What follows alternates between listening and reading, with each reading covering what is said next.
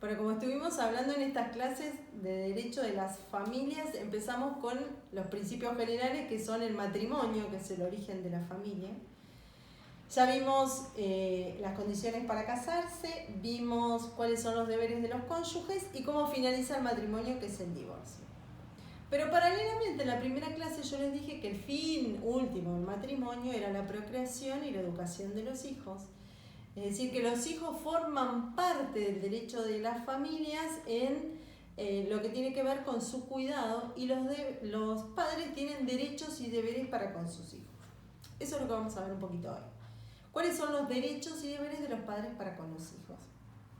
En primer lugar, hay un montón de cuestiones que tienen que ver con autorizaciones, que tienen como prerrogativa a los padres sobre la vida de sus hijos, en virtud de la cual tienen que prestar conformidad para que sus hijos entre los 16 y los 18 años contraigan matrimonio, para que ingresen a órdenes religiosas, para que salgan del país. Esto lo deben haber vivido varias veces ustedes cuando tienen que hacer un viaje de egresados o cuando tienen que hacer una gira de rugby o de hockey y hay que salir del país, o un viaje estudiantil a otro país como iban a Chile.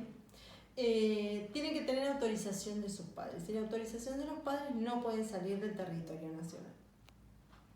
Todas estas prerrogativas que tienen los padres, también habíamos dicho que los padres administran los bienes de los hijos. Esto lo vimos a principio de año. Cuando los chicos tienen bienes a nombre de ellos, ¿quiénes son los administradores necesarios de esos bienes? Sus padres.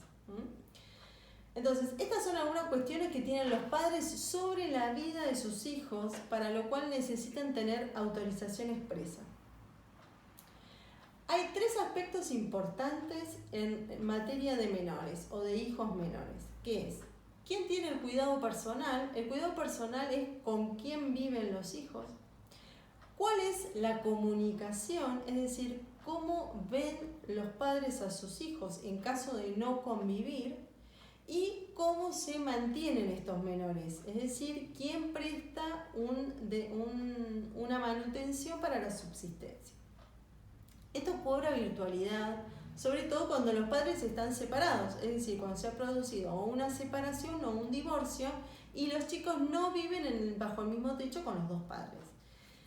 En principio dice el Código Civil y Comercial que el cuidado personal es de los dos padres, es decir, a diferencia del Código de Vélez, el código anterior que decía que los hijos menores de 5 años tenían que vivir con su mamá y una vez que cumplían los 5 años recién podíamos discutir si vivían con uno u otro, el Código nuevo, el Código Civil y Comercial, no hace referencia a esto y dice que el cuidado personal es de los dos padres.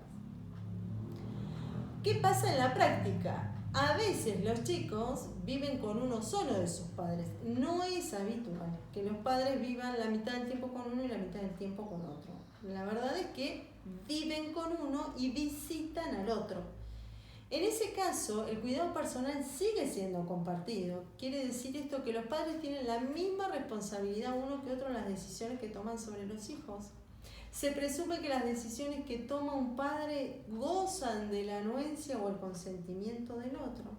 Y para el caso en que los chicos no vivan la mitad del tiempo con cada padre, se establece expresamente cuando los padres acuerdan cómo va a ser el régimen de comunicación y el deber de alimentos, que el domicilio principal de los chicos va a estar en la casa de uno de ellos. Entonces, si bien el cuidado personal es compartido de los dos, el asiento principal de los menores va a estar en la casa de uno de ellos. Esto no quiere decir que sea el de la madre, puede ser el de la madre o el del padre, es indistinto, lo tendrán que acordar.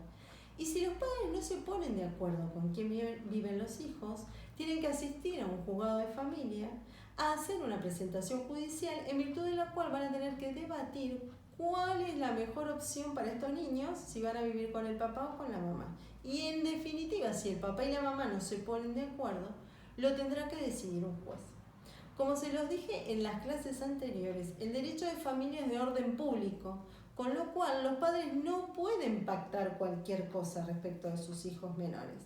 Van a tener que gozar del consentimiento de un juez, porque todos los acuerdos de familia van a un juzgado de familia, no se pueden hacer privadamente, y tiene que contar con la anuencia de un asesor de menores, que es un representante del Estado que vela porque los intereses de los menores estén respetados en cada uno de los acuerdos que se hacen respecto de los hijos menores. Entonces, el cuidado personal hoy en día en la República Argentina es compartido. ¿Eso quiere decir que los chicos están la mitad del tiempo con uno y con otro? No, eso quiere decir que todas las decisiones atinentes a los menores es responsabilidad de los dos padres y que habitualmente los chicos residen en casa de uno de ellos, por eso se consigna que su domicilio principal va a ser el del padre con el que están viviendo. Este es el primer aspecto que van a tener que tener en cuenta respecto de los menores, el cuidado personal, con quién viven los chicos. Y de la mano del cuidado personal va el régimen de comunicación, es decir, ¿qué pasa con aquellos chicos que viven con un progenitor y tienen que tener un espacio para visitar al otro?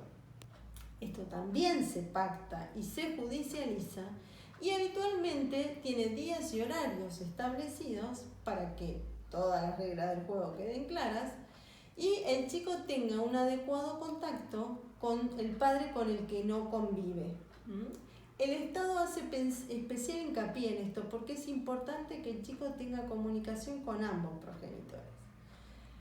Un aspecto puntual respecto de los chicos es que, como vimos a principio de año en la pirámide jurídica, cuando vimos el artículo 75, inciso 22, que decía que todos los tratados de derechos humanos tienen garantías constitucionales, en ese inciso está la Convención Internacional de los Derechos del Niño, con lo cual los menores tienen un amparo constitucional del que gozan sin que otros institutos del derecho de familia gocen. Entonces, esa convención internacional dice especialmente que es primordial que los Estados partes garanticen que un menor tenga una adecuada comunicación con el papá no conviviente. Es por eso que no solamente el derecho civil y el derecho de familia le da esta prerrogativa a los chicos, sino que también se los da la Constitución Nacional.